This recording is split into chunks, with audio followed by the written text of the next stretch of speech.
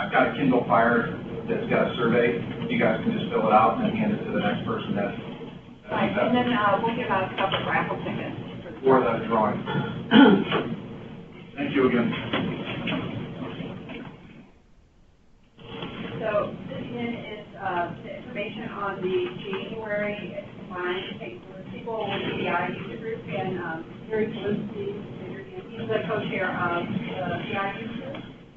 Kevin Clean and Phil Milner are going to talk about the R engine inside of SQL Server 2016, and it will be over at the Oakwood Emerson building. We are a member of the CAP community. We're a CAP chapter. Coming up, and a little bit of a short notice here is on December 14th, there's a business analytics marathon. Like the 24 hours pass, the open is on VA stuff. And he sent me a note. Bill Messine works here in St. Louis for him, and it's going to be Power BI and ARC together, offering enjoyable ways for business users to quickly consume complex data. So, it's tomorrow, so you have that opportunity to see what the lectures are, and you can go to the website and see what you might be interested in. They're also having an opportunity in a two-day business analytics January 13 or 11 in Chicago at the CAT PA. So that's a mini conference.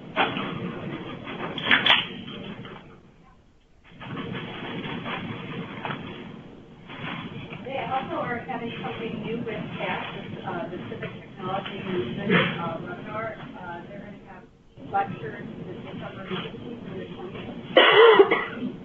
And this partner individual with Microsoft and Civic Innovation Group to host community sessions about the civic technology was a new movement of people with technical skills who want to work together towards the public good. So you can find out what companies done and how you can get involved with those together.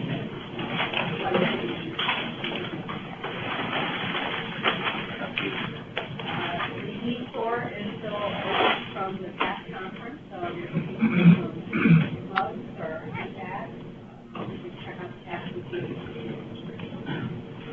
CAS also has virtual chapters so you can take your simple login or your past login and associate your login with the different virtual chapters. And then you get emails about their meetings. There's GA fundamentals, there's virtual GA chapter, there's women in technology, CAS is on the co-chair of.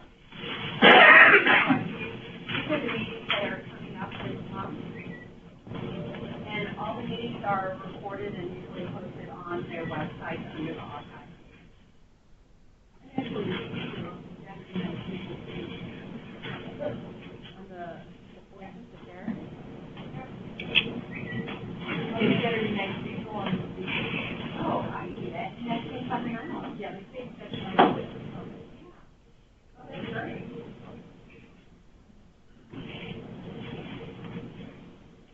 So this is just selectors of showing you all the different kinds of virtual chapters. You're getting into PowerShell, in Memory Cloud. You want to brush up on your foreign language. There's quite a few. Typical Saturdays are one-day mini conference. We had ours in and it's a one-day conference with mostly, different areas of interest. And so these are coming up for January 14th is next, so that's not too far. There's a warmer climate. No one's sitting near Guatemala.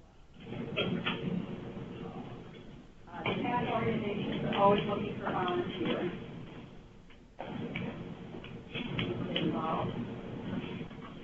And these are the different ways.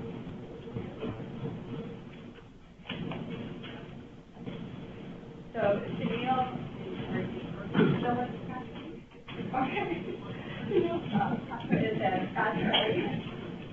I just was worried because the gosh rate is now getting bought out. Right? So we may see some more people movement around. But he started his IT career as a Java developer, and then he turned towards database while migrating applications with DBT to Oracle. He now enjoys working with data across multiple platforms in the cloud. He now has a master's degree in information system and is currently focused on delivering data platform solutions in the financial services domain. He's an active member of DAC, a frequent speaker at several local, national, and international events, and he regularly helps with the SQL process of the forum. He also helps with through our documents you can ask questions as well. Serves on our board and is maintained a social media presence and enjoys speaking at local, regional, and national events, and he occasionally has been busy where he can't frequently. It's just a case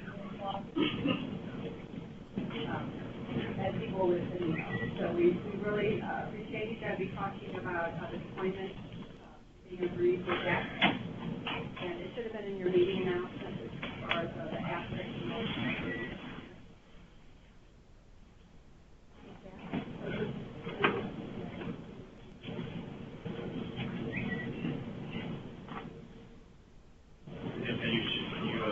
Share your desktop.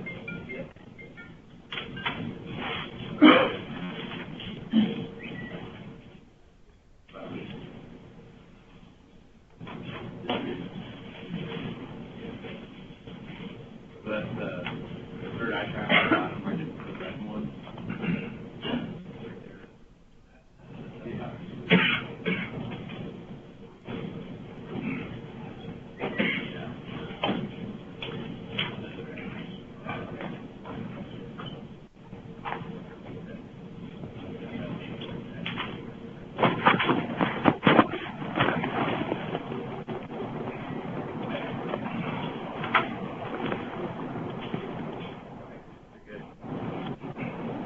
All right.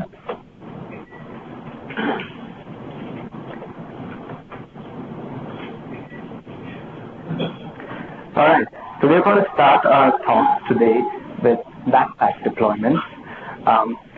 Before we start, I just wanted to get a feel for the audience. How many DBAs in the room? Raise your hands. All right. And are the rest? Okay, database developers, like pure database developers, application developers who also happen to do database development.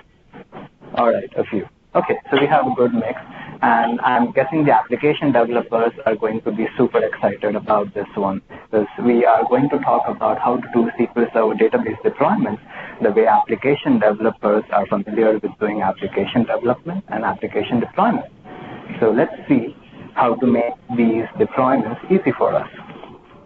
So I'm not going to talk a lot about myself because we already went over that stuff. All right, so we are going to start by talking about SQL Server data tools. Then we are going to look at the legacy ways in which we currently perform database deployments using scripts. Yeah. There's a lot of echo.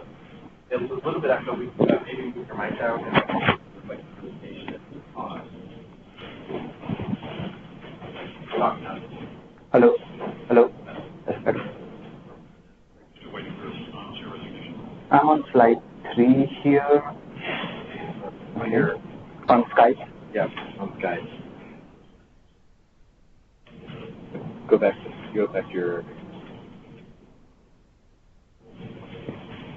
Okay. Click on stop design and group stuff. Okay. Technical difficulties, we stand by.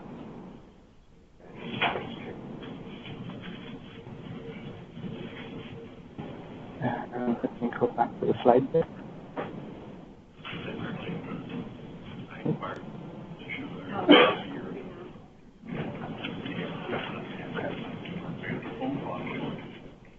Much better. All right. Perfect. Maybe I'll leave the screen like this. Okay. So We are going to then talk about the legacy way of performing database deployments, the way we generate scripts and execute those scripts.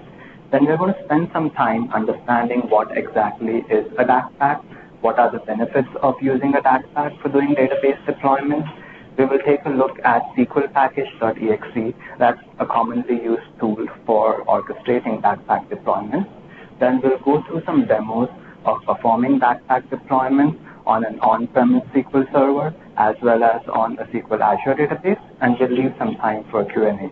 And you don't have to hold off your questions until the end. Feel free to ask your questions anytime. Okay, so we have a good mix of developers and DBAs. Are most of the developers here familiar with SQL Server Data Tools? How many have used SQL Server Data Tools? All right, pretty much all of the developers are familiar with SQL Server Data Tools. That's always good. So we don't have to go about doing an introduction on Visual Studio and SQL Server Data Tools, but just briefly, SQL Server Data Tools is the modern way of doing database development. It is a declarative model of performing database development, which allows you to perform database development without having to be connected to the target database. So you have in Visual Studio everything you need to perform your database development in a disconnected mode. You can build, maintain, and refactor all of your databases using SQL Server Data Tools.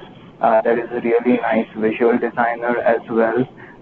Jeff Fattick and a bunch of other guys have given really good demos of the features of Visual Studio and how database development can be performed effectively using Visual Studio. So I'll not jump too much into that. There is also a really good schema compare feature. So after you're done with your development and you have your project open, you can connect to the target database and you are able to perform a schema compare operation, figure out what is the difference between your source and target, and take the appropriate deployment action. And there are a bunch of really good published features which we are going to take a look at while we go through the published profiles for DACPac deployments. So to almost everyone in the room, feel free to jump in with your answers. Is anyone currently using DACPacs to perform deployments in production? Anyone? So is it safe to assume that everyone is currently generating scripts for deployments, and then you hand those scripts off to the DBAs or whoever performs the deployments, and then the DBAs execute those scripts? I see a few heads nodding. How do you guys like that approach? Any complaints about that approach? Any pain points about that approach? Yep, that is true. The DBA needs to be available to do the work, and sometimes deployments are scheduled, or at least where I work at, deployments are scheduled at 7 p.m. So the DBA needs to be available at 7 p.m., potentially take a break from their dinner plans and perform these deployments. Anything else that the developers might want to talk about in terms of your pain points for script-based deployments? Yes? Environment variables. Environment variables, yes, that's true. So I'll share some of my pain points, and hopefully that will encourage more people to share their pain points as well. Something that I have found that bothers me with script-based deployments is you always generate your script against a static target.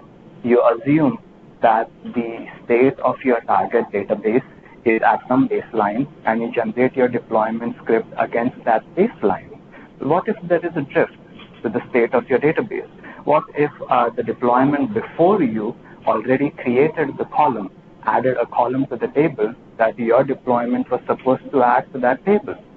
Has anyone run into that kind of scenario where the target database didn't really match with your expectations, and though it wasn't your fault, your deployment script failed? Nothing was wrong in your deployment. The target server just drifted.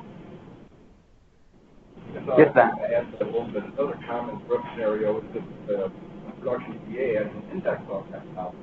Yep. Let's say, you want to change that column of your script load something like that.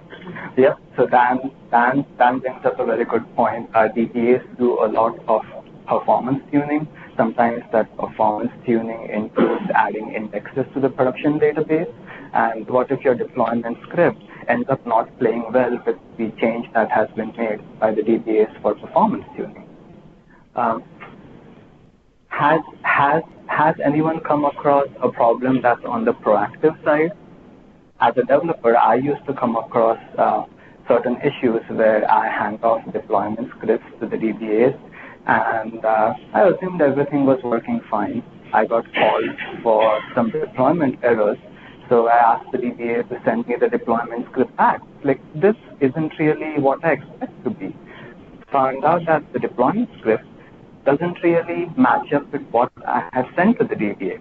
So we opened up a friendly dialogue, and we discovered that the DBA decided to improve my deployment script. How many of you guys have come across a problem that's on the proactive end of the spectrum? Right. So these things do happen. Most of the time, the intentions are good, but when you are dealing with deployment scripts, you do run into a lot of issues. So let's see how some of the DacPac deployments are going to help us overcome the issues that we talked about. So while we are talking about all of the issues, is there any more script-based deployment issues that people want to point out? Like audience participation, so feel free to share your experiences. Okay, so we'll say that was it. Okay, so now what exactly is a data tier application component? Before I jump into the theory, I would like to show some visualization so it's much easier to relate to what I'm talking about over here. So in my Visual Studio here, I have created an SSDT project. It's a simple hello world database.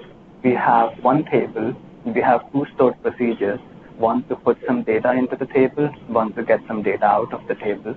I also have a post-deployment script to populate that table with some default data, and I have a publish profile that I'm going to show you guys a little bit later.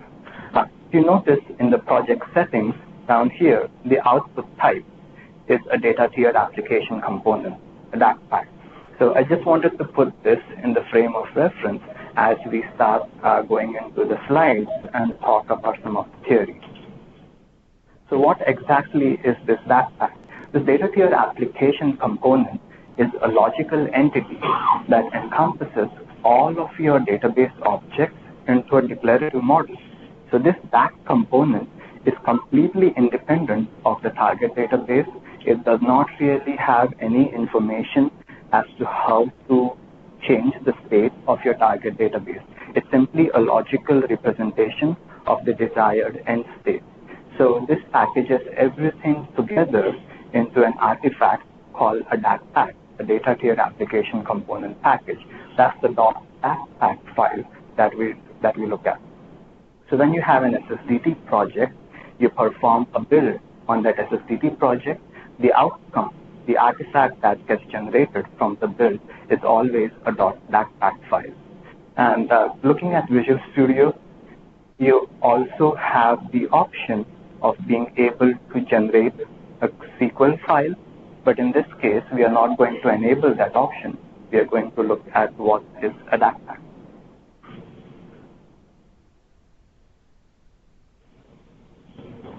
Okay, so we saw what is a data tier application component.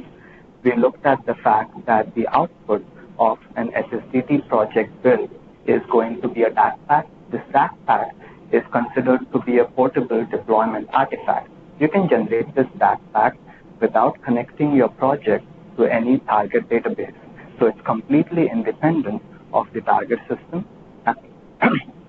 And that's one of the reasons they say that it's a deployment artifact that is completely portable.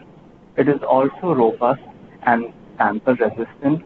I don't call it tamper proof because someone, I'm sure, has found a way to get into the DACPac and make some changes, but it's not as easy as making a change to a SQL script. you typically can't easily open a DacPac and make changes to the components of the DacPac and then hand it off to deployment. It is in the state that it gets created upon performing this.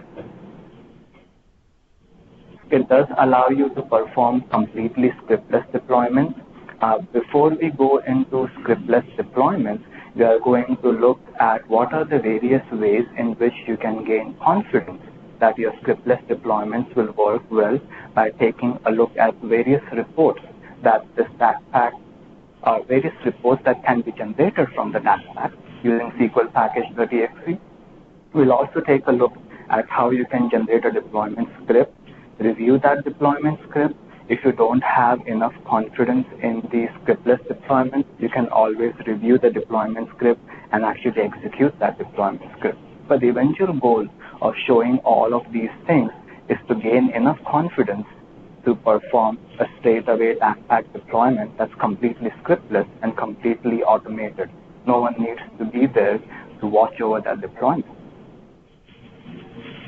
SQL package is just one of the tools that is used for deployment. It's a command line tool, and it's very easy to show a demo. It's very intuitive to use. So I'm going to use SQL package for all of my demos at this time, but you can also perform DacPac deployments using PowerShell. And the MS Deploy APIs can be integrated, or they have methods to allow you to perform DacPac deployments. So if you choose to, you can have your own homegrown web application, or you can integrate with off-the-shelf tools like Octopus Deploy and a bunch of other things using the MS Deploy APIs and deploy a DacPac. You don't have to stick with one particular tool, but for the purpose of the demos here, I'm going to show SQL package. DacPacs do work with various versions of SQL Server. The earliest version of SQL Server that I have tested DacPac deployments on so far is SQL Server 2008 R2. If you guys have older versions than SQL Server 2008 R2, please upgrade. And if you're able to test DacPacs on older versions, please let me know if they work or not. But I have verified that they work on all versions of SQL Server 2008 R2 and up.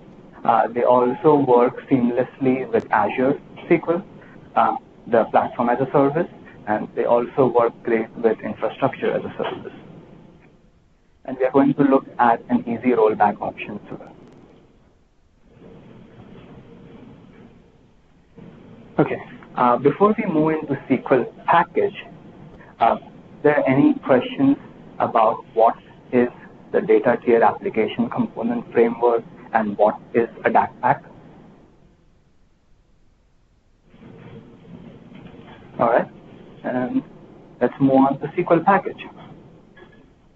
So I do want to show you guys how to generate a DacPac by performing a build, and what does the command line tool SQL package.exe look like before we talk about SQL package.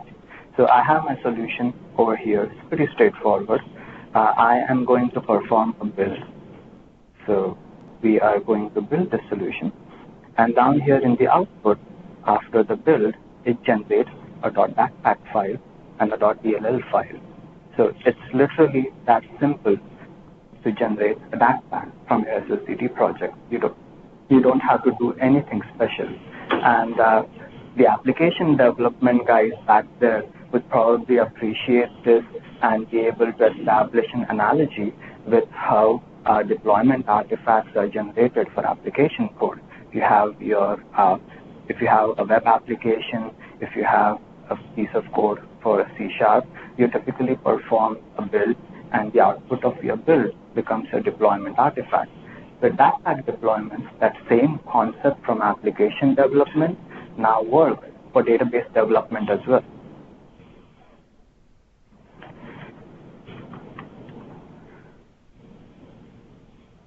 So SQL package.exe is basically a command line tool, and I am going to show you guys where it's at on my machine. It comes in, it comes with a typical installation of SQL Server. It also now comes with the standalone SSMS 2016 install, so you don't necessarily have to have a complete SQL Server installation to have access to the SQL package.exe tool. A simple standalone SSMS install will also give you access to this tool. It's a client-side tool, so you don't need to be connected to the server directly to be able to have this tool. It's free, so you don't have to worry about being able to justify an expense to buy some fancy tool to perform DacPac deployments.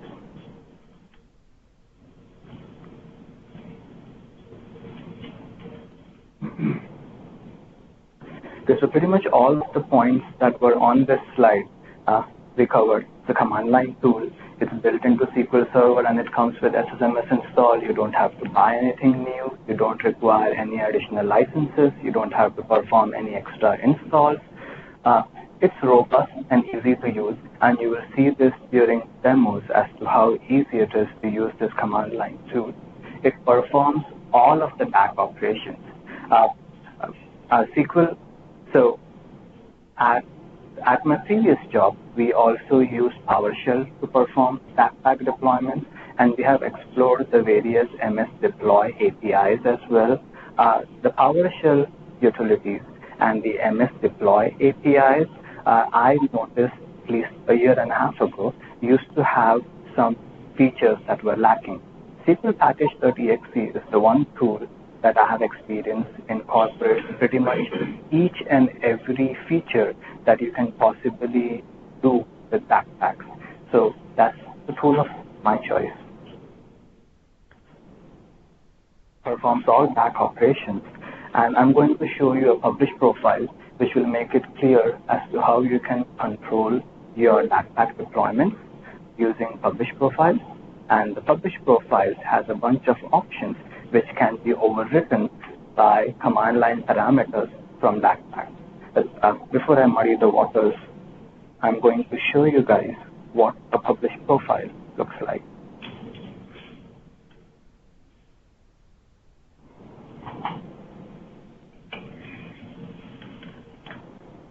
So this is the basic publish profile. As soon as you create a database project, well, I forget if this gets created upon creation of a database project or when you try to perform the first publish. But at one of those 2 points in time, a publish profile gets created.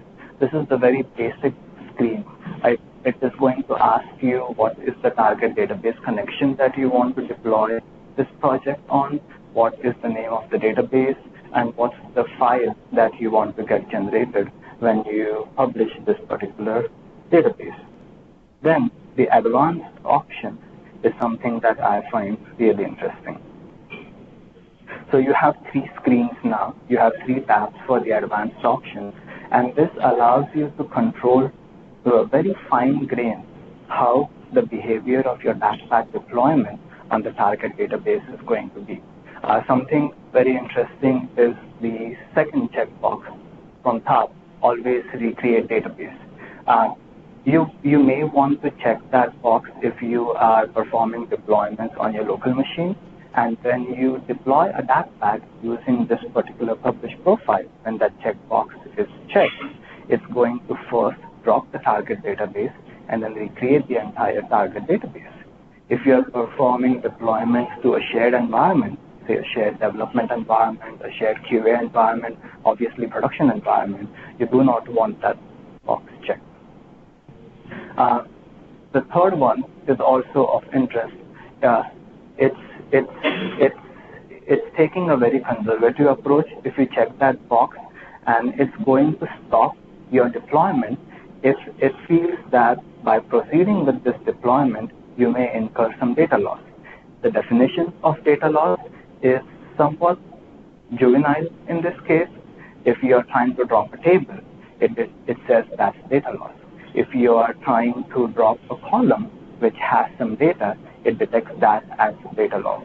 So it may not be a very useful definition of data loss, but it still allows you to have some safeguards, and it gives you a conservative approach of performing deployment that any indication of any data loss, just stop the deployment. Don't do anything. What else do we have here? Backup database. There is something very interesting here that I wanted to show. And I wanted to show this one because we are actually going to use it.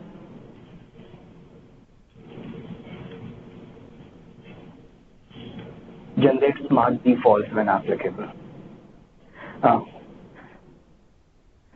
Both developers and DBAs may have run into this situation where you have a table which has millions and millions of rows of data, and the requirement is that you have to add a nominal column to that table. What are the typical approaches that you would take to solve this problem? One of the most common approaches is you would have a default constraint, or you have to make that default. Yeah, one of the approaches to have a default constraint, or another approach is you manually write some script so that you first add the column as not null, then update the entire table to populate some default value into that column, and that's how you go about doing your deployment. These manual steps are not necessarily very intuitive or not necessarily something that everyone might want to take. So Microsoft was very nice in terms of giving us an automated way of solving this particular problem. When you check this box and the deployment comes across a situation where you're trying to add a not null column to an existing table that has data, it's going to look at what is the data type of the column that you are wanting to add. It's going to generate a default constraint on the fly, and it will populate that column with the dummy value that it decides is going to meet the requirements of your data type. Once it's done doing that, it will go back and it will drop the dummy default constraint that it just created for you. Now, you are obviously responsible at the end of the entire deployment to go back into the table and make sure that the data in that newly added column meets your needs, but it will not fail a deployment just because of the fact that you're trying to add a not null column without a default constraint. I have run into this situation a few times, so just wanted to call out that this handy feature is now available. You have an entire tab to give you control over the fact that do you want to drop objects in your target database if those objects are not found in your source project. So maybe you have some stored procedures that someone created in the target database, and you just never got around to backfilling those stored procedures in source controls. You don't want to unnecessarily drop those stored procedures and cause some problems. Or our DBAs went about doing some performance tuning efforts, and they created indexes in the target database. Those indexes never made their way back to source control. You don't necessarily want to go about dropping those indexes. So using this screen, you have a couple of ways to control the behavior as to what a DacPac deployment should do if it finds something in the target database that's not in the source. You can take a blanket approach and say that just do not drop anything. If you uncheck the box at the top, it's not going to drop any object from the target if the objects are not found in the source. If you check that box, it gives you options based on the object type. So you can always pick and choose and say that I don't want to drop indexes, but maybe I want to drop stored procedures. So you have a lot of options to pick from. And finally, there is an ignore tab, which allows you to ignore certain types of objects from DacPac deployments. For whatever reason, if you don't want tables to participate in a DacPac deployment, maybe you only want stored procedures and functions to get deployed via DacPac, whatever that reason might be, you can use the ignore tab to configure the fact that your DacPac deployments should only affect stored procedures and functions and not affect any other type of objects.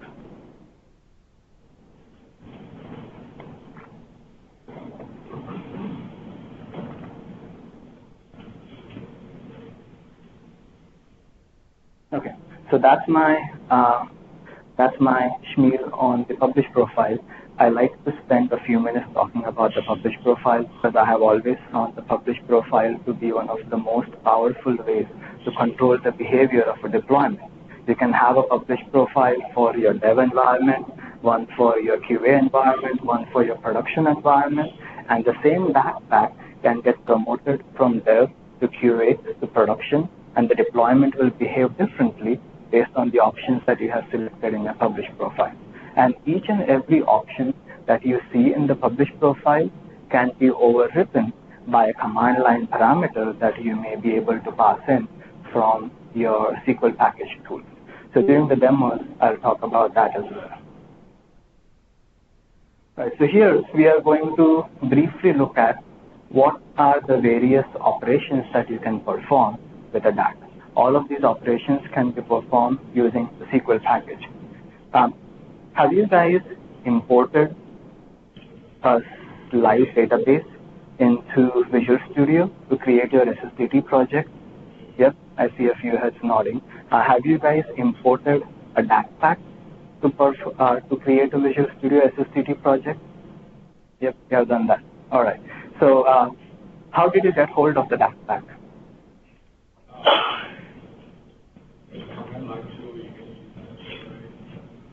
Command line tools. So typically DBAs would generate the DacPac for you and they'll send it over to you. That is how typically we developers get hold of DacPac. And we sometimes like to think that, oh, DBAs are performing some kind of magic and giving us DacPac. But for the most part, using SQL package.exe, there is a command for extracting a DacPac, and this command is going to give you the DacPac. You can have some control over the behavior of this command. Should this command just give you the code, or should this command give you code as well as the data of one or more tables? That's how you get extract, which can do either a schema only, or it can do a schema or a data. Then you have the export option.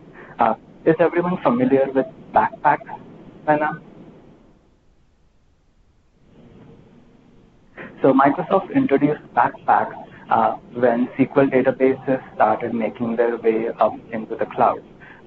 You cannot really take a native backup of a SQL database and import it into the cloud with SQL Platform as a Service. Right? So how do you take your entire database and move it to SQL Azure Platform as a Service? That's when Microsoft introduced this neat little thing called DacPac, where your local database, so long as it does not have any features that will break Azure rules, you can extract the DacPac out of your local database, and that DacPac can be used to feed your SQL Azure Platform as a Service database. So you can export a DacPac using SQL package.exe. A DacPac will always have schema as well as data. You typically don't get any control over do you want data or not. For an extract, you have control over the fact that do you want to have data inside it or not. Registering a DacPac, this will get a little bit more clear when we go through some of the demos. You can register a DacPac on a SQL instance using SQL package.exe. You can generate Drift reports, you can generate deploy reports, and rather than talking about this more, I'm going to actually show you guys the demos now. Okay. So for my demo, I am going to go into SQL Server Management Studio first. And how do you first go about registering a DacPac? So in this particular demo, or on my demo machine, I already have registered a DacPac, so that option may not show up. But let's see if we can delete the DacPac. Yes. So this is grayed out because I already have a DacPac registered against this instance.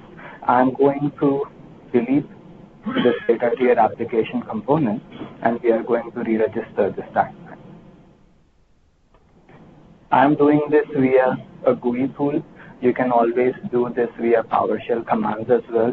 If you have 10 databases on a SQL instance, you may not want to do this one at a time using the GUI. You would want to run PowerShell script to register all of your DACPacs.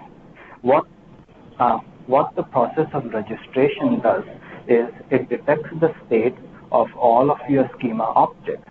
And by state, I mean the state of the code, not necessarily the state of the data inside of those objects, but it registers the state of all of your schema that is present in your database, and it puts that into one of the system databases, and it creates a snapshot kind of an entry. It says that at this particular point in time, this is how all of the code, all of the schema objects sitting in your database look like. So you can use that as a frame of reference. And from that point forward, you can always find out if someone made changes which caused the target database to drift from your registered point in time state of your code. So we will look at that using the drift reports as well. But registering a DACPac against a database is as easy as right-click, task, register a data tier application component, and here you're just going to go next, next, next, and it's going to register the DACPac. So in this case, it is reaching out into the database.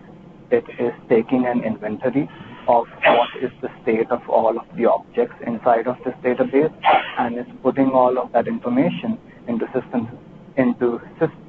one of the system databases and marking some kind of a version number or a timestamp against it. This may take a minute or two, but while this is happening, let's move on to the next piece of the demo.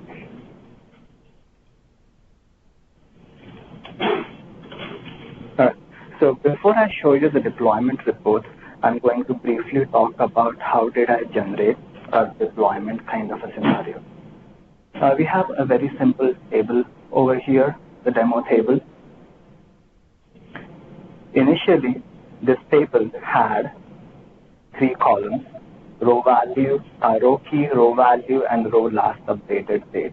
And there were 2 stored procedures, one to insert data into this table and one to get data out of this table. This was my initial state, assumed initial baseline of my source code. I generated a DACPac and called that my baseline DACPac. That's basically going to be used for rollback in case I need to go back to this baseline state of code. So I renamed that DACPac as my rollback DACPac and saved it somewhere safe. Then, to simulate a development project, the fact that someone is making changes to the database, the source code, I added a column username, and I modified both the stored procedures so that those stored procedures now recognize the fact that a new column has been added.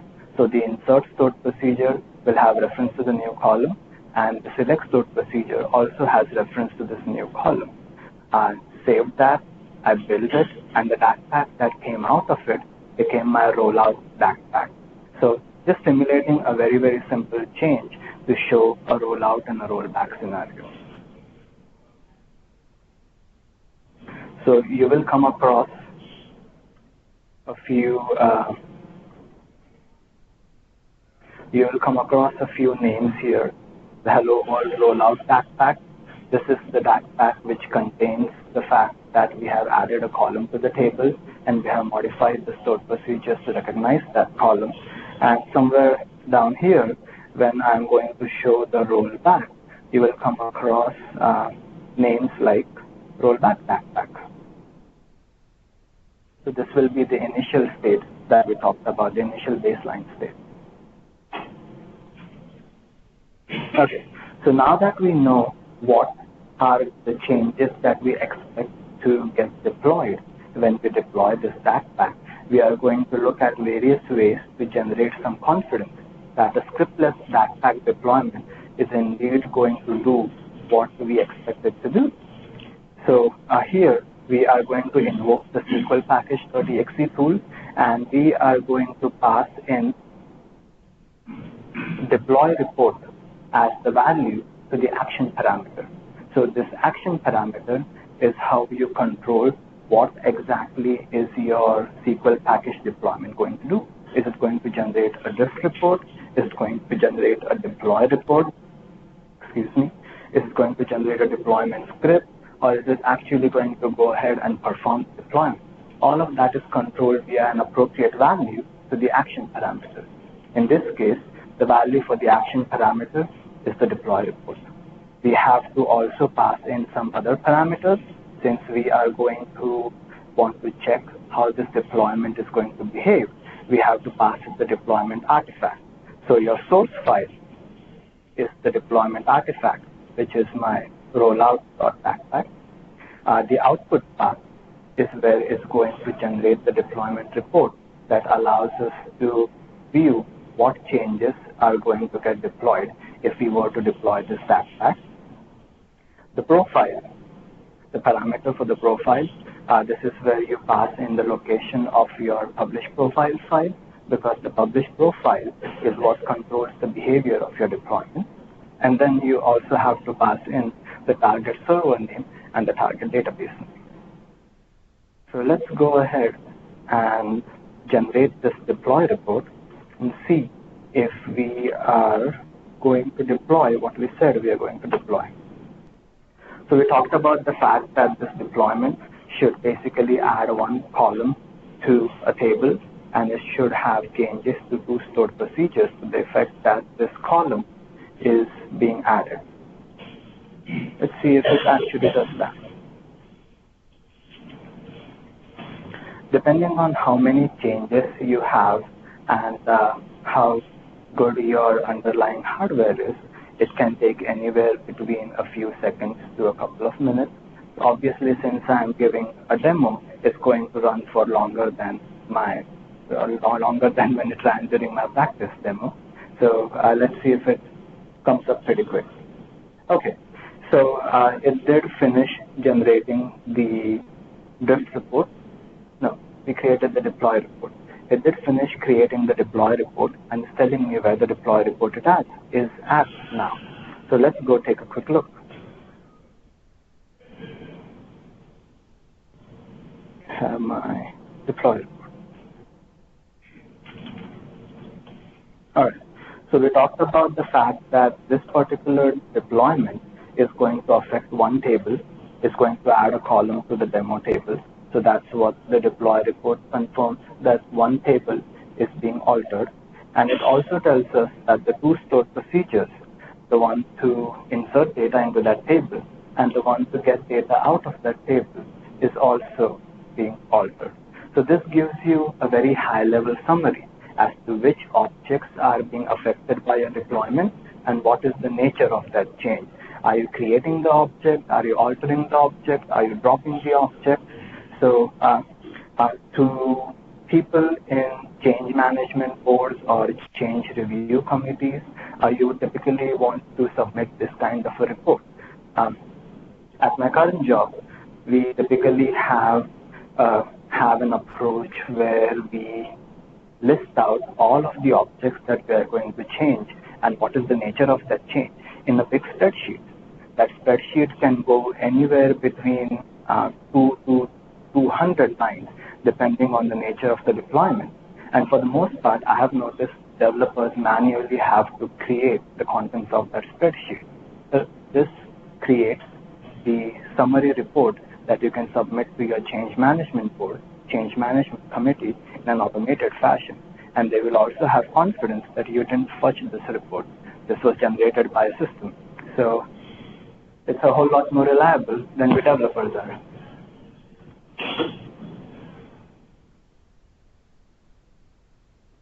Okay, so you have now convinced your change management board to allow you to perform this DacPac deployment. However, your peers, your supervisors, or the DBA who is going to perform the deployment still doesn't have a warm fuzzy feeling as to what exactly is this deployment going to do. So how do you gain their confidence? So we are going to generate a deployment script, and we are going to have our peers, our supervisors, our DBAs who are going to execute this deployment take a look at the deployment script. That will hopefully give them a good deal of confidence as to what it is that is going to get deployed.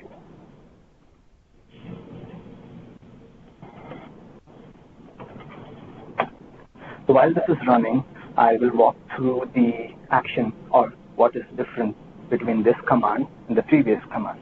So we talked about the most important parameter, action. In the previous command, the value for the action parameter was deploy report, and now the value for your action parameter is script. It's going to generate the deployment script. You still have to give it a DACPac in the source file parameter. You still have to specify some value for output as to where is it going to generate the deployment script that you would want to review. You still have to give it the publish profile location, and you have to specify the target server name and the target database. Once you do this, it will hopefully generate the deployment script for you pretty quick. And it has generated a deployment script for you. So let's go into our output folder and take a look at that deployment script.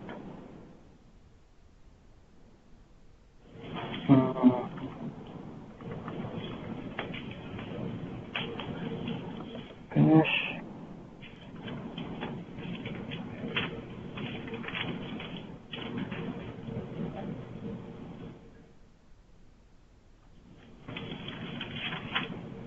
Okay. So it's setting up some SQL CMD variables up top, one of them being the database name.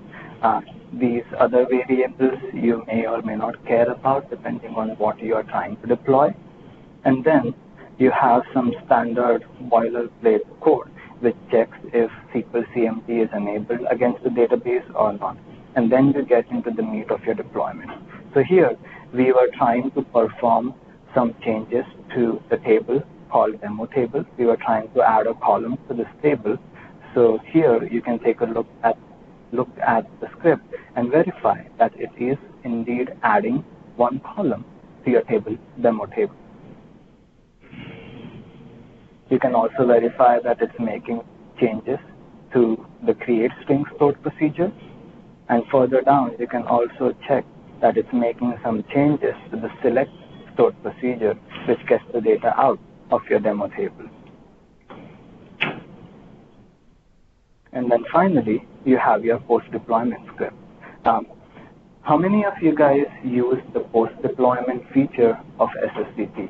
The post-deployment script feature of SSDT? No one? So we end up using the post-deployment feature quite heavily, and the beauty of the post-deployment feature can also be its Achilles heel sometimes. Any script that you want to orchestrate using the post-deployment feature in SSDT is going to execute every time you deploy that particular DACPac. So whenever you write a script that is a post-deployment script, you always have to make sure that the script is rerunnable, both from a technical standpoint as well as a functional standpoint. From a technical standpoint, meaning that if you execute that script 1,000 times over and over and over again against the same database, it should not fail. Maybe that script is trying to insert some data into a table. Maybe that table has primary keys. If you execute that script multiple times, it should not fail because of a primary key violation. Hence, you have a merge statement over there. From a functional standpoint, you also want to make sure that the script is not going to violate the existing data. So you have to make sure that you don't accidentally end up overwriting some data that is desired in the target database. Maybe you don't want to accidentally end up deleting some data. So always make sure that your post-deployment scripts are rerunnable from a technical as well as a functional standpoint. So assuming we have done all of this, the DACPac that got generated and the script that came out of the DACPac is always going to have this post-deployment script. And that is pretty much it. So we have verified the fact that the script that came out of your DACPac is adding a column to a table, it's making changes to the two stored procedures, and the post-deployment script that is going to come out of it is going to be rerunnable from both a technical and functional standpoint. We're good to go, right? Do all the DBAs in the room now feel confident that this DacPac deployment will be successful? Yep. I'll take that as a yes. I'm an optimist. Okay, so this particular DacPac deployment is actually really good to go because we have verified the change management by providing them a summary information. Hey, this is what we are going to change. We have looked at the script, and we have had our DBAs, our supervisors, our peers review that script and verify that if this DacPac were to be deployed, it's going to make only the expected changes. So it's fine for us to actually go ahead and deploy that DacPac. Something that I want to point out in this DacPac deployment, but I'm going to first execute this command and then talk about, or then highlight it. Okay, so here the action of deployment is noted by the value published to the action parameter. If you were to perform DacPac deployments from Visual Studio, you right-click on your project and you hit the publish button. So that's the equivalent of publish on your command line, SQL package.exe, action publish. You still have to provide it the source file, the DacPac file, the source of your deployment. You have to specify the publish profile name to control the parameters of your deployment, and you have to specify the target server, the target database name. And this little guy here called register data tier application is equal to true. So what this does is, I'm going to show this publish profile. Notice this little checkbox over here. And I previously talked about the fact that anything that you can set using this publish profile.xml file, you can override by passing parameters from the command line. So I haven't checked this box over here. It means that while using this publish profile for performing deployment, by default, the DacPac is not going to get registered. So I want to change that behavior at runtime while performing the deployment, and hence I pass in the parameter says register data tier application is equal to true. And you can do this for pretty much all of the options that we looked at within the publish profile file.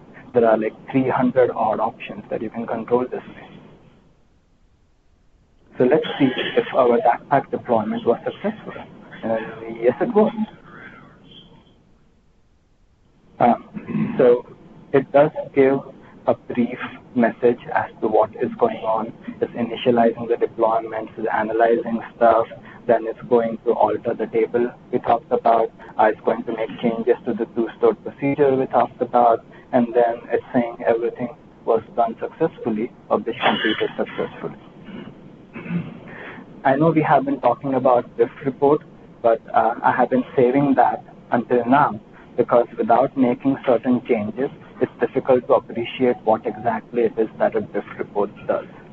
So I'm first going to, or I'm not going to make any changes right now, and I'm going to show you what a diff report would look like. So let's get this running, and I'll walk through the parameters of the diff report. Okay, so the action for a diff report, or the parameter that you pass in for the action for generating a diff report is diff report. The value for the action parameter is going to be diff report. In this particular case, we are going against the DacPac that got registered when we previously deployed the DacPac. So you don't have to specify any parameters for the source file name. You have to specify a parameter for the output path because that's going to be where the diff report gets populated. You have to specify the target name and the database name. So since we just deployed, yep. How does this work? I have not run into, that's a good question. So I have not run into that situation yet, but I will find that out and get back to you. You're Mark, right? Okay, I'll find that out and get back to you.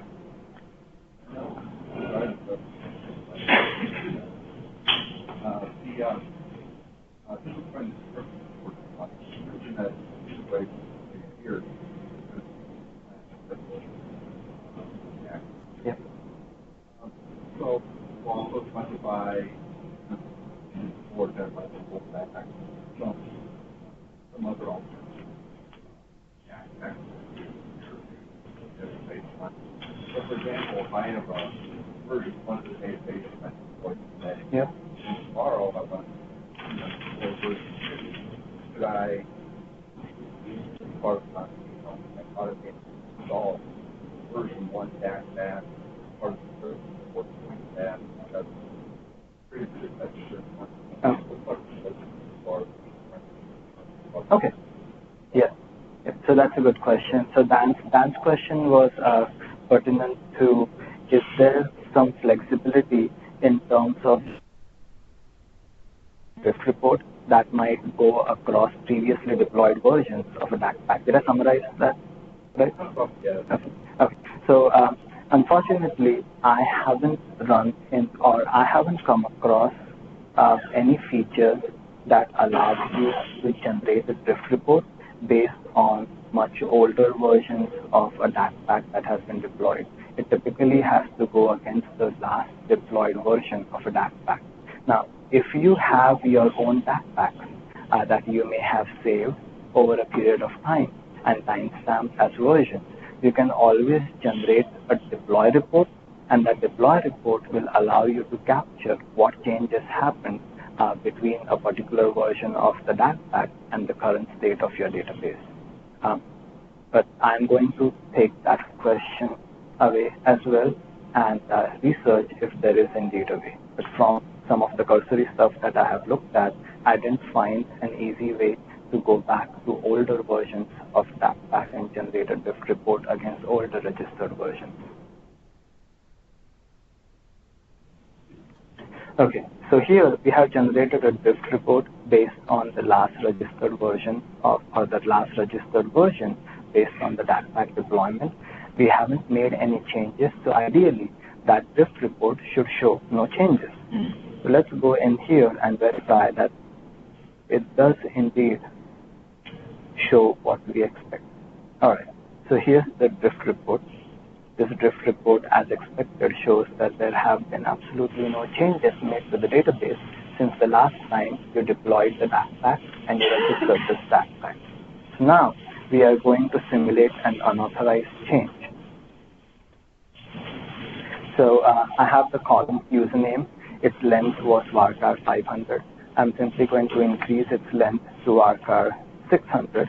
This would be an unauthorized change because this change did not happen via a DACPAC and you did not register this change via a DACPAC. So the drift report should be able to catch this unauthorized change. Oh, I'm going against master. Alright, so let's rerun the drift report and see if it catches that change.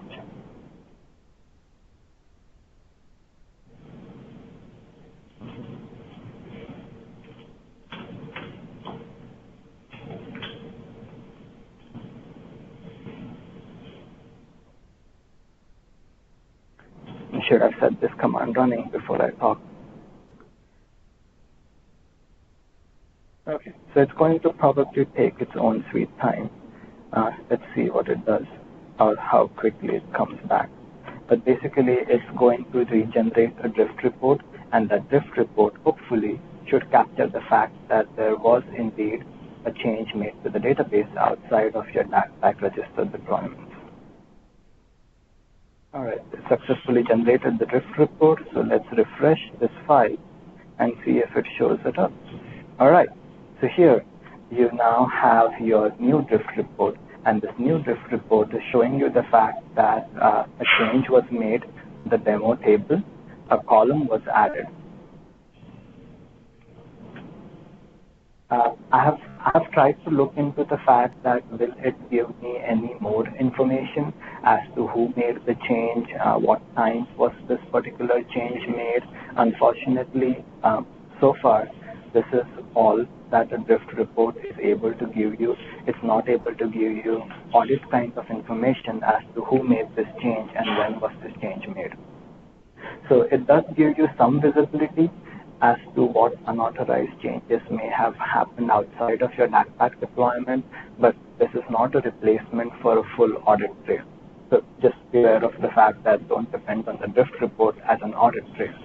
Where it is useful is something that I'm going to show in the next few demos. Okay, so we are done with our deployment, and our portion of the deployment was 100% successful, but maybe our deployment was in conjunction with some application code, and there was a problem with the application code. So they are saying that the whole project now has to be rolled back. Application code has to be rolled back, and the database code also has to be rolled back. What did we used to do in the world of script-based deployments? We typically used to pre-generate some kind of a rollback script and hand that off to the database, and that would be executed in the event of a rollback. This particular pre-generated rollback script also counts on the fact that the state of your target database meets some expectations. What if a component of your deployment failed, and now your target database is not necessarily in a known state? You have no confidence whether your pre-generated rollback script is going to work or not. So that's where DacPac comes to your rescue as well. I had, before making any changes, generated a rollback DacPac, and we are going to now try to publish this rollback DacPac. And this rollback DacPac on the fly is going to decide what changes need to happen to your target database to roll it back to its previous known state. Doesn't matter if certain components of your rollout failed, if all of them failed, if all of them succeeded, doesn't matter. It's going to be completely independent of the state of the target database, and at the time of performing the rollback, it's going to figure out what that state is and on the fly generate the appropriate commands necessary to perform your rollback. But before performing a rollback, we want to get some confidence and see what does the rollback look like. So here we are going to generate a rollback report the same way we generated a rollout report, deploy report.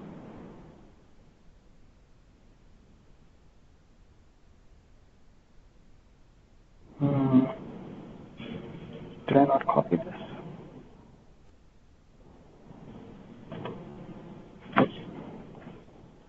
So this is going to go through and generate a rollback report and basically tell us that it's going to drop one column and it's going to make changes to the two stored procedures. Now, also remember that I showed you the publish profile, and in the publish profile, I showed you a very interesting option that said block incremental deploy if data loss might occur. So this was the reason why I wanted to point out this particular option, because now we have an additional column. That column has data, and as a part of the rollback, our rollback is going to try to drop that column. So we want to see if the safeguard that we had put in place actually kicks in and potentially stops us from stepping on our own toes. Okay, so it has generated the report, and let's go real quick and see what does the rollback report look like. All right, so the very first thing that it is screaming at us in the rollback report is an alert. It's telling us that in this demo table, you have a column called username, and that column is being dropped, and as a result, data loss may occur.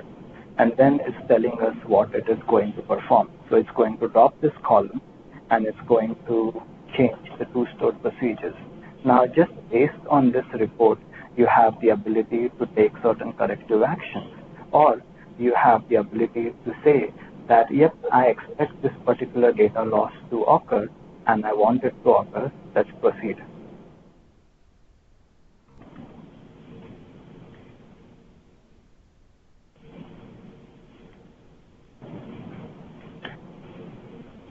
The same lines, you can generate a rollback script the same way we generate the rollback report.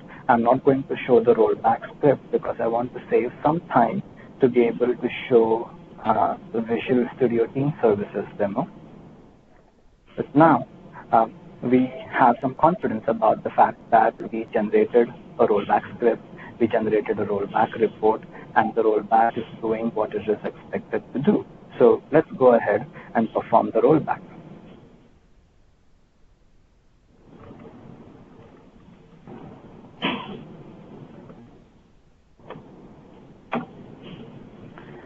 And as the deploy report pointed out, an alert that this particular rollback would fail, this particular deployment would fail because there is a possibility of data loss. And I'm showing this so that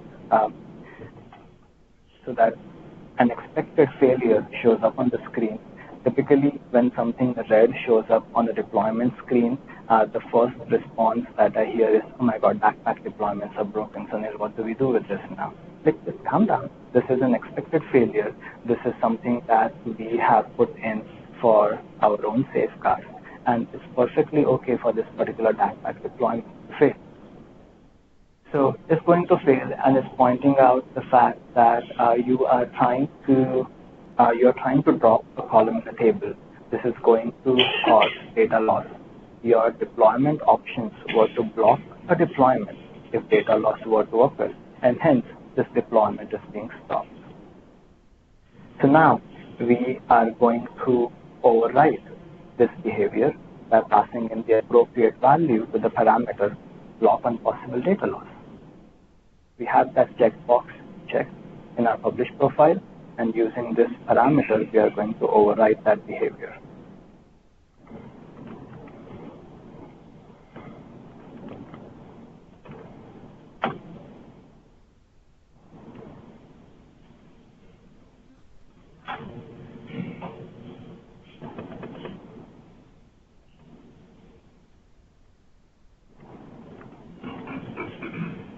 So let's see if this guy works.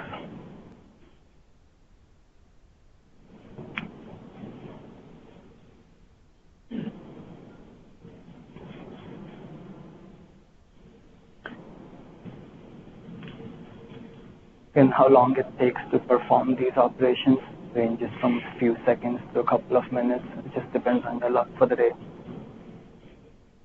On the largest databases that I have worked on so far are going into a few tens of terabytes and changing 200 to 300 objects. I've noticed the deployments still run fairly fast. A few minutes is the max that I have ever seen a deployment take. Of course, it depends on what you are trying to do. If you are trying to make massive data changes, it can run potentially for hours. But if you're not trying to make massive data changes like update a table with 3 million rows, these deployments run almost as fast as your script-based deployments would run. Oh, sorry, did I generate a rollback report? Never mind, I did not want to generate a rollback report. I actually wanted to perform a deployment.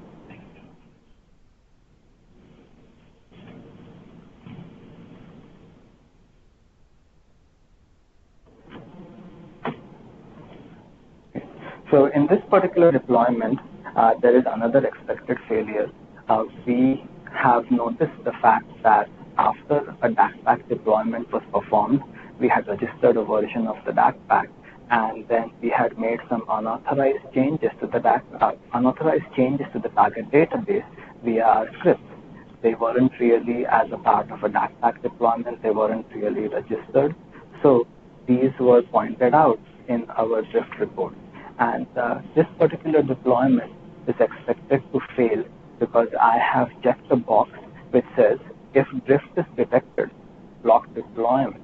So this is another safeguard that you can put in place to make sure that if the state of your target database has had some unexpected changes, has drifted from its known state, you at least have a chance to find that out before your deployment proceeds.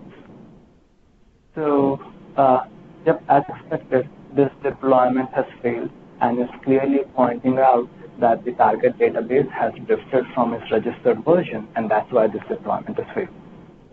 So just like before, this particular parameter can also be easily overwritten by passing in the appropriate values from the command line during execution. So that appropriate value is block when drift detected equals to false. So we are simply going to redo this deployment by passing in all of the necessary override parameters. And by this point, we have several override parameters. We said that we are going to override block on data loss. We are going to register the new DACPac, the rollback state of the DACPac. And we are also going to override the fact that it should block deployment when drift has been detected. So with all of these overrides, hopefully this rollback should succeed.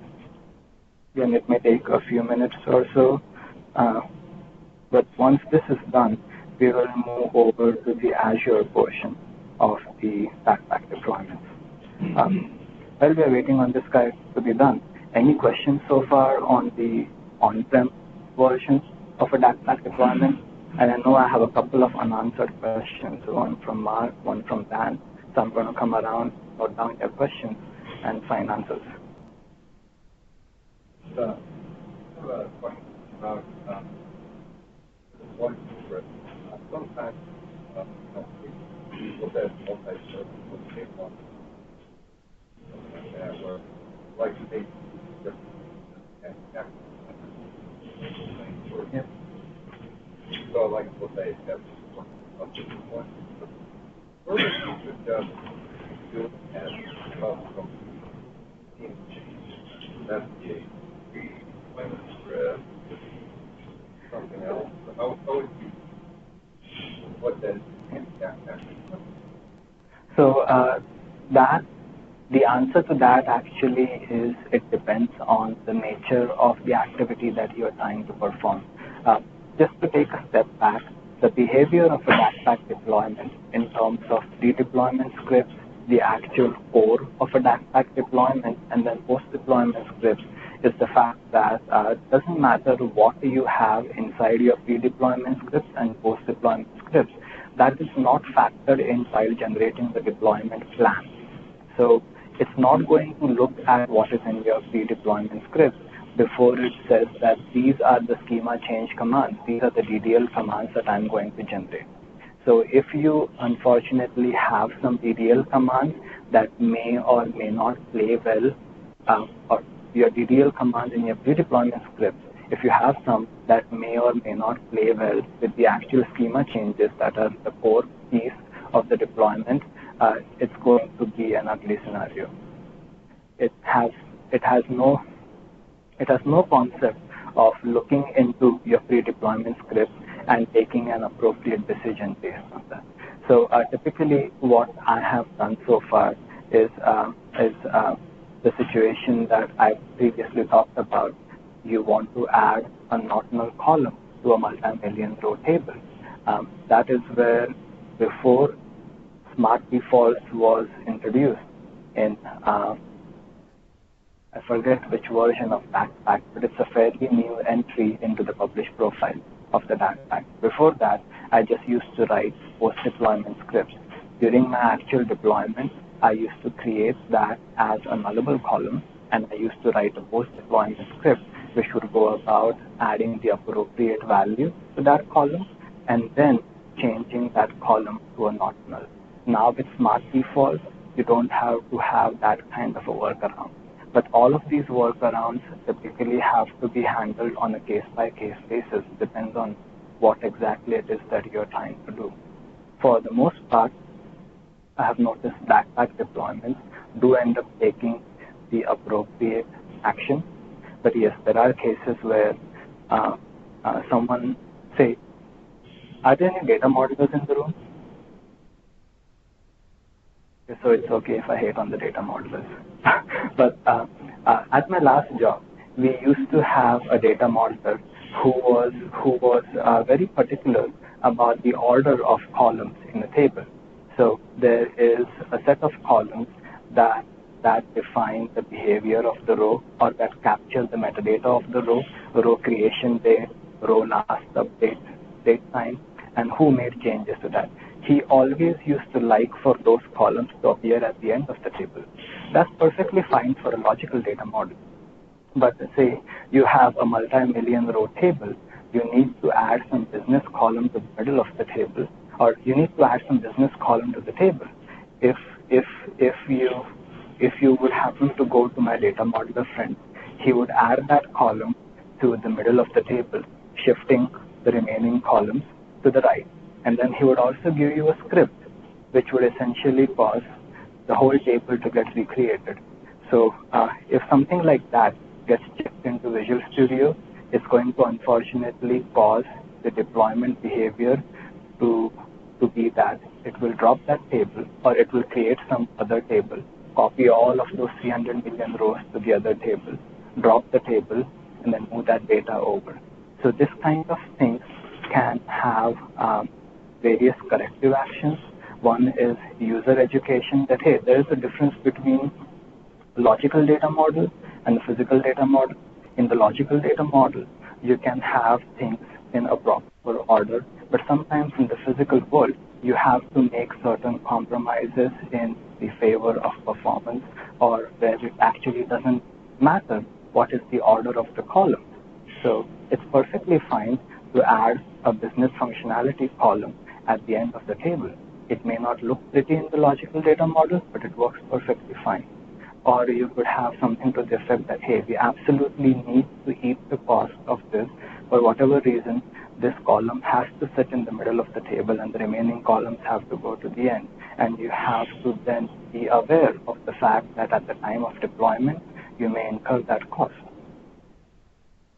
No, that may not fully answer your question, but does that get a couple of steps closer? Well, bottom line is that, for example, I wanted to do migration to make a scheme change and like for 90% instead of using DacPacs to take care of that. I could actually just like more run deployed. Yeah. And then when back one day I'm not rev, we'll be able to see things already. Yeah. Yeah, and you also have to make sure that you set the appropriate publish profile settings so that the new table that you have created doesn't end up being dropped because the table wasn't found in source control.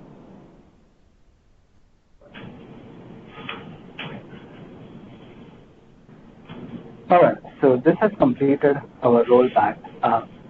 We have about 5 minutes, which is not bad in terms of trying to show a cloud-based demo. This is going to be a fairly quick and easy demo.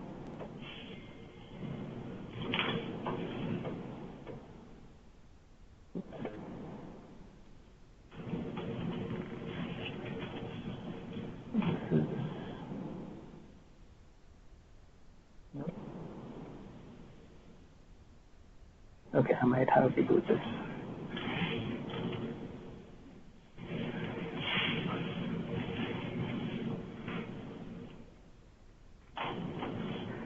So I have a Visual Studio Team Services instance, and in this particular Visual Studio Team Services instance, I have orchestrated a build pipeline and I have orchestrated a release pipeline. And I'm going to show how you can automate your deployments using this build and release pipeline. And these automated deployments leverage DacPacs and they leverage SQL package.exe. To see what exactly it is that I'm doing, I have a branch for my Hello World Demo database. That branch is Hello World Demo Azure, and the only difference between my Hello World Demo database and the Hello World Azure database is the target platform. For my on-prem database, the target platform is SQL Server 2016, but for the Azure database project, the target platform is SQL Azure version V12. Now, I have hooked that up to a build definition in Visual Studio Team Systems. Let's take a quick look at the build definition.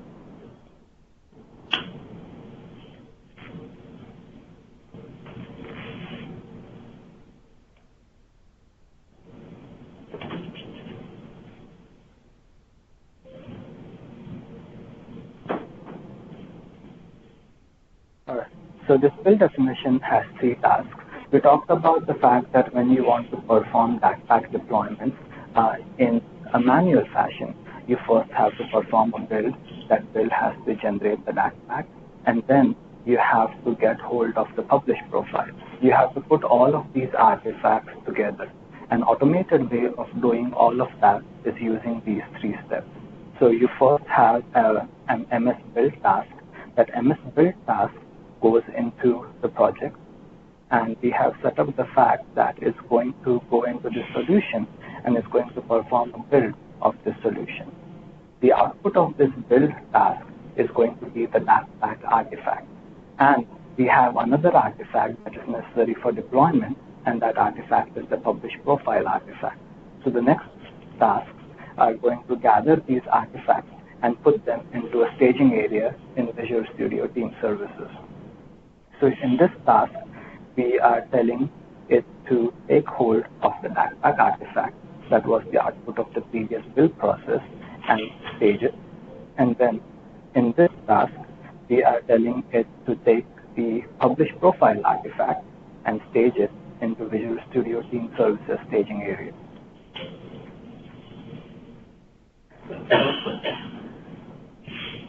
Then we have releases.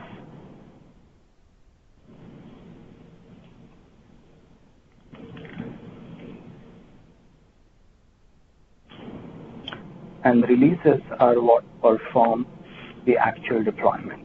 So your build is reaching out into your source code.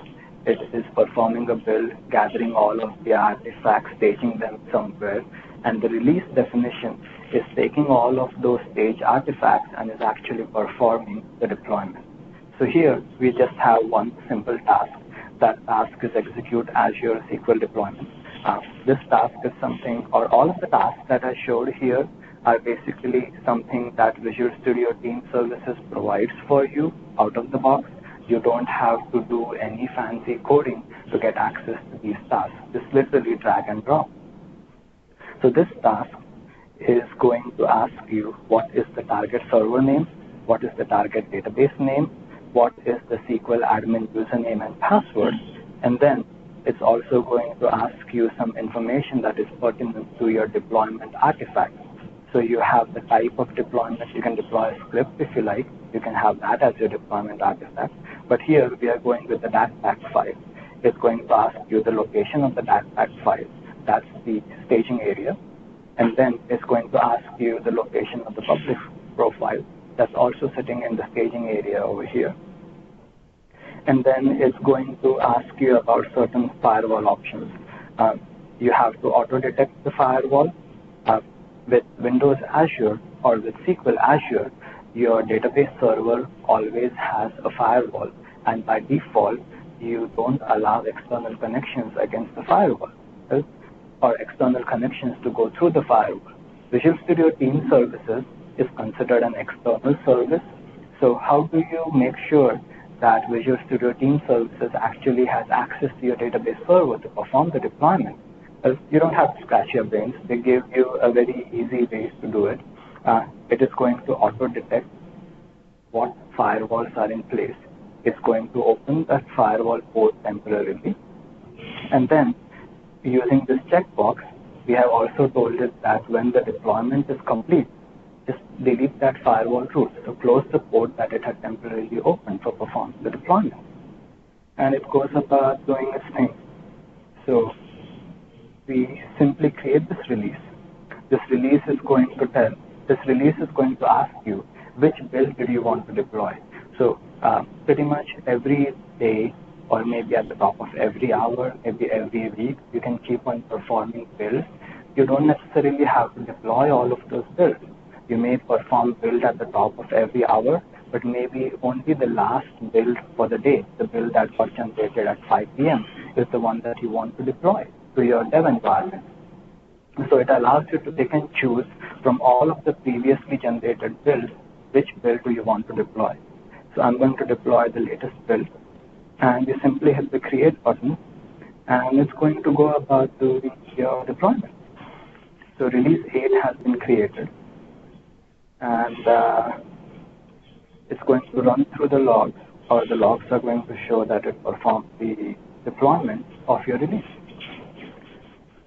Now, this was a very quick 6-minute overview of how to do DacPac deployments or how to automate DacPac deployments with Azure, but does it give you a little bit of a warm, fuzzy feeling about the fact that all of the background work that we did so far to gain confidence in DacPac deployments, you can take it one step further and completely orchestrate your source code deployment from source control all the way to target server using Visual Studio Team Services.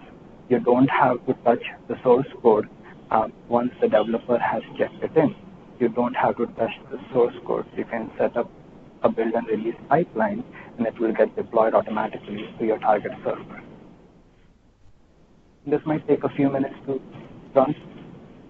It is already showing in the logs that it has connected to the target server and initializing the deployment. So while this guy runs, do you have any questions, comments? I went a few minutes over, so I don't want to eat into the break time.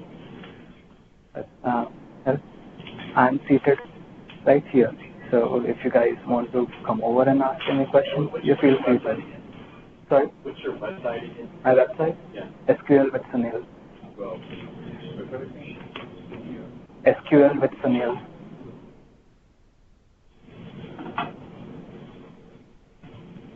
Well, if no one has any questions, that's pretty much it. That's all I wanted to talk about today. Once again, I apologize for eating through the break time.